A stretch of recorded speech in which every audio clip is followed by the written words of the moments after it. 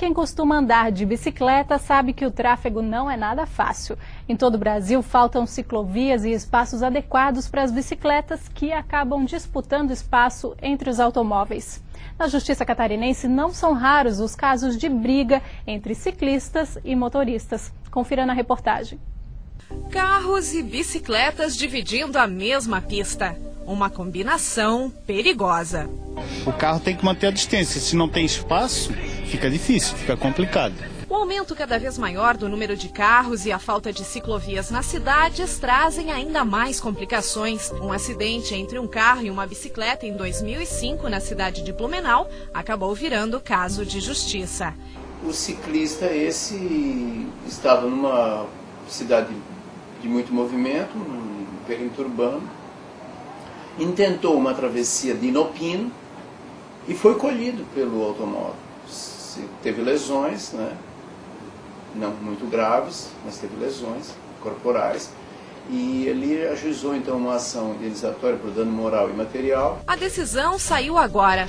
Tanto em primeira como em segunda instância, a Justiça não concedeu a indenização ao ciclista. O que também ficou caracterizado é que havia uma faixa de pedestre que poderia ter sido aproveitada pelo ciclista, porque a faixa de pedestre também pode ser aproveitada pelos ciclistas, e aí então por isso que a indenização que ele pediu se tornou inviável, considerando que a culpa pelo acidente está mais próxima dele do que propriamente da previsão que o motorista do carro atropelante tinha em relação à atitude dele.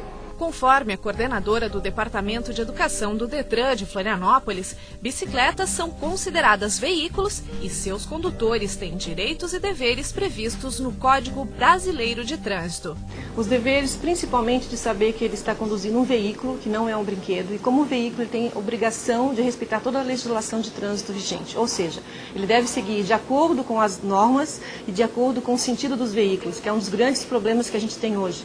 E como direito, ele tem o direito de ser respeitado pelos veículos maiores e respeitado pelos pedestres, para que ele possa usufruir desse privilégio, né, de andar de bicicleta no espaço público. Outra dificuldade, segundo o diretor da Associação dos Ciclo-Usuários da Grande Florianópolis, é o planejamento urbano das cidades. As cidades grandes cresceram sem esse tipo de planejamento e, infelizmente, nós vemos que as cidades pequenas também estão seguindo o mesmo caminho. Cidades pequenas que poderiam estar permitindo que as pessoas continuassem andando de bicicleta estão planejando a cidade da mesma forma. As cidades realmente elas foram pensadas basicamente para o uso do transporte individual motorizado. Essa é uma das principais e mais movimentadas avenidas de Florianópolis, do lado da Universidade Federal de Santa Catarina.